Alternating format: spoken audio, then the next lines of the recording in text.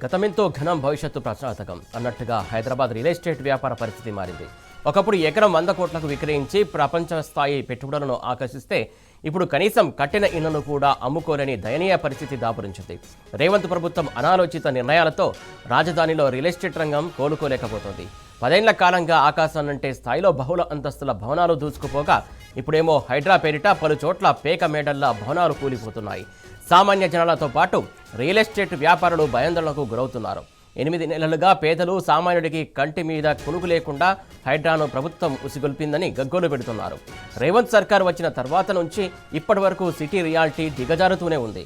మూసీ ప్రక్షాళన, pharma city రద్దు, airport metro line మార్పు, హైడ్రా, వక్ఫ్ భూముల పేరిట రిజిస్ట్రేషన్లు నిలిపివేయడంతో రియల్ ఎస్టేట్ వ్యవస్థ కోలుకోలేకపోతోంది.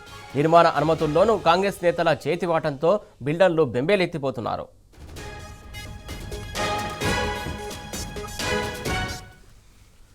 రైట్, ఇదే అంశం సంబంధించి మరింత తాజా సమాచారం అందించడానికి మా క్రైమ్ బ్యూరో చీఫ్ భాస్కర్ సిద్ధంగా ఉన్నాడు. భాస్కర్, చెప్పండి, మొత్తానికి రియల్ ఎస్టేట్ రంగం సంబంధించి మొత్తానికి బోర్డు తిప్పేస్తున్నటువంటి క్రమం వైపు నడుస్తుంది, మొత్తానికి కుప్పకూలిపోయింది అనుకోవాలా? రియల్ ఎస్టేట్ పూర్తిగా హైదరాబాద్ లో కుప్పకూలిపోయిందని చెప్పుకోవచ్చు. దాదాపు కాంగ్రెస్ ప్రభుత్వం వచ్చి 20 నెలలు కావస్తోంది. 20 నెలల కాలంలో ఆర్ఆర్ ట్యాక్స్ పేరిట డబ్బులు వసూలు చేస్తున్నటువంటి ప్రభుత్వంలోని శ్రద్ధలు ఒకవైపు, మరోవైపు సేల్స్ లేక రియల్ ఎస్టేట్ పూర్తిగా కట్టినటువంటి సిటీ మొత్తంగా సిటీ అవుట్స్కట్స్ నుంచి సిటీ లోపల వరకు ఉన్నటువంటి ఫ్లాట్స్ అమ్ముడుపోక తీవ్రమైనటువంటి ఇబ్బందులు ఎదుర్కొంటున్నారు. రోజుకొక కంపెనీ మూతపడుతున్నటువంటి పరిస్థితి కనిపిస్తోంది.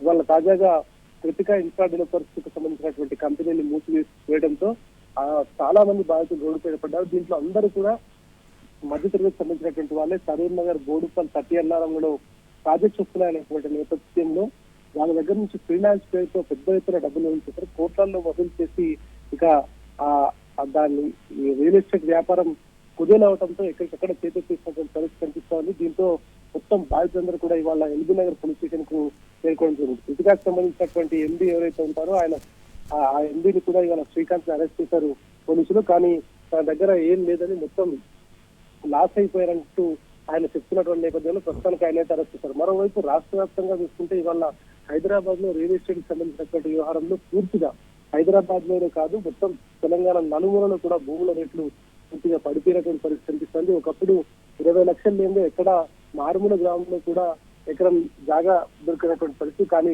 ఇవాళ ఎక్కడ సేల్స్ లేకపోవడంతో పెద్ద ఎత్తున రియల్ ఎస్టేట్ అంతా కూడా కుప్పకూలిపోయిందని చెప్పుకోవచ్చు. రియల్ ఎస్టేట్ వ్యాపారస్తులు చేతులెత్తేయడం, చాలా మంది ఆత్మహత్య చేసుకున్నటువంటి పరిస్థితి కూడా కనిపిస్తుంది. ఫైనాన్షియల్ గా చాలా డిస్టర్బ్ అయినటువంటి పరిస్థితి కనిపిస్తుంది. దాదాపు 2 నుంచి 3 లక్షల ఫ్లాట్లు కేవలం ఔటర్ రింగ్ రోడ్ పరిధిలోనే కట్టి రెడీగా ఉన్నది. సేల్స్ లేక తీవ్ర ఇబ్బందులు ఎదుర్కొంటున్నారు. ఒకప్పుడు రోజుకు 10 నుంచి 15 ఫ్లాట్లు అమ్మేటువంటి కంపెనీస్ రియల్ ఎస్టేట్ కంపెనీస్ ఉన్నటువంటి నేపథ్యంలో ఇవాళ నెలకు ఒక్క ఫ్లాట్ కూడా అమ్ముడుపోక తీవ్ర ఇబ్బందులు ఎదుర్కొంటున్నారు. ఇక చేసేది లేక కస్టమర్లందరినీ మోసం చేసి బోర్డు చూపిస్తున్నటువంటి పరిస్థితి కనిపిస్తోంది. దీనికి కేవలం భాస్కర్, ఫ్రీలాన్సింగ్ పేరిట అనేక మంది బాధితులు వస్తున్నారు. ఇలా కంపెనీలు కూడా ఇప్పటికీ చాలా మోసాలు చేస్తాయి. దీనికి అడ్డుకట్ట వేయడంటే ఏంటి సొల్యూషన్? రేరా రూల్స్ ప్రకారం ఫ్రీలాన్స్ పేరిట అమ్మకాలు జరపదనేటువంటి చాలా క్లియర్ గా ఉంది. ఆ ప్రభుత్వం ఇచ్చినటువంటి గైడ్ లైన్స్ కావచ్చు, రేరా ఇచ్చినటువంటి గైడ్ లైన్స్ కావచ్చు, ఫ్రీలాన్స్ ఉండకూడదు అని చెప్పినప్పటికీ ఫ్రీలాన్స్ పేరిట ఇట్లాంటి సేల్స్ చేస్తా ఉన్నారు. అంటే ఒక 3 ఏళ్లలో ప్రాజెక్ట్ రాబోతుంది. ప్రాజెక్ట్ పూర్తయిన తర్వాత ఇప్పుడు 5,000 కడితే అప్పటికి 15,000 ఉంటుంది. కాబట్టి మీ డబ్బులు సేఫ్ గా డబుల్ అవుతాయి, మీకు తక్కువగా ఫ్లాట్ వస్తున్నటువంటి మాటలు చెప్తూ అనేక మంది బాధితుల దగ్గర నుంచి మోసం చేసినటువంటి పరిస్థితి. ఈ నేపథ్యంలోనే ఫ్రీలాన్స్ లో పేరిట పెద్ద ఎత్తున మోసాలకు పాల్పడుతున్నటువంటి నేపథ్యంలో చాలా కంపెనీలు, అంటే చాలా రియల్ ఎస్టేట్ కంపెనీలు కొత్త పేర్లతో వస్తూ వాళ్ళన్నింటినీ కూడా ఇట్లాంటి వ్యవహారంలో కొనసాగిస్తూ బాధితుల దగ్గర నుంచి డబ్బులు తీసుకొని పారిపోతున్నటువంటి పరిస్థితి కనిపిస్తోంది. ఇవాళ రూపాయి కూడబెట్టుకొని కూలీ చేసుకున్నటువంటి వాళ్ళు కావచ్చు, ఇటు ఉద్యోగం చేసుకొని సంపాదించుకున్నటువంటి వాళ్ళు కావచ్చు, ఊర్ల నుంచి వచ్చి ఇక్కడికి వచ్చి ఏదో ఒక చిన్నదో పెద్దదో ఒక డబుల్ బెడ్రూమ్ ఇల్లు కొనుక్కోవాలనేటువంటి మధ్యతరగతి ప్రజల ఆలోచనలు, మధ్యతరగతి ప్రజల ఆశలను సజీవంగా నాశనం చేస్తున్నటువంటి పరిస్థితి కనిపిస్తుంది. దీనికి రియల్ ఎస్టేట్ కంపెనీలు ఈవైపు ఇట్లాంటి వ్యవహారం కొనసాగిస్తూనే ప్రభుత్వం తీసుకున్నటువంటి నిర్ణయం ద్వారానే ఇట్లాంటి పరిస్థితి ఏర్పడిందనేటువంటిది చాలా స్పష్టంగా కనిపిస్తోంది. ప్రస్తుతానికైతే దీనికి సంబంధించి కృతికా కంపెనీకి సంబంధించినటువంటి బాధితులందరూ కూడా ఇవాళ ఎల్బీ నగర్ పోలీసులకు వచ్చి కంప్లైంట్ ఇచ్చారు. విచారణ అయితే కొనసాగుతుంది. కానీ MD company Kritika MD Srikanth మాత్రం తన దగ్గర ఒక్క రూపాయి కూడా లేదని తను మొత్తం పూర్తిగా లాస్ అయిపోయానంటూ చెప్తున్నటువంటి పరిస్థితి కనిపిస్తోంది.